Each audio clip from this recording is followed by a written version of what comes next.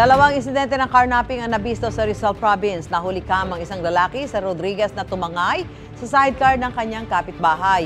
Ang isa naman naaresto sa San Mateo dahil sa pagnanakaw ng motorsiklo. Wala silang pahayag. May unang balita, si EJ Gomez.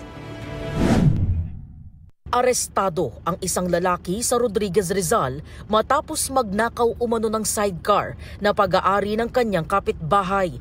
Sa kuha ng CCTV, nakita ang lalaking minamaneho ang sidecar sa barangay San Jose noong Martes. Yung motorsiklo ng biktima ay pinak niya outside his residence.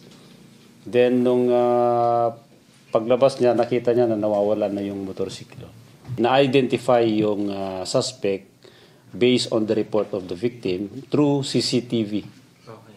Then doon nalaman na yung suspect at saka biktima they belong to the same street. So magkapitbahay. Ang suspect na si alias Z, 51 anyos, dati na raw nakulong dahil sa iba't ibang paglabag ayon sa pulisya. May kaso itong previous carnapping case in 2021 at during the COVID-19 ay nag-violate din siya. And may kaso rin siyang physical injury and lately, nung July, he was arrested sa kasong illegal gambling. Sinubukan ng GMA Integrated News na kuna ng pahayag ang suspect pero tumanggi ang istasyon na iharap siya sa media. Mahaharap siya sa reklamong paglabag sa New Anti-Carnapping Act of 2016. Sa San Mateo, nadakip naman ng mga pulis ang 35 anyos na babae dahil sa pagnanakaw din umano ng motorsiklo. Sinilbihan siya ng arrest warrant sa kasong carnapping matapos magtago ng mahigit 9 na buwan ayon sa pulisya. Noong February, may kinarnap siyang motorsiklo sa San Mateo.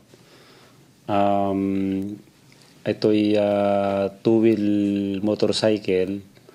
Then identify din siya through CCTV. Nag-file na ng kaso yung ating mga kapulisan at kasama siya dun sa provincial most wanted person dito sa Rizal.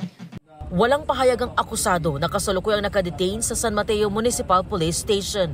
Naharap siya sa kasong paglabag sa Republic Act 10883 o New Anti-Carnapping Act of 2016. Ito ang unang balita. EJ Gomez para sa GMA Integrated News.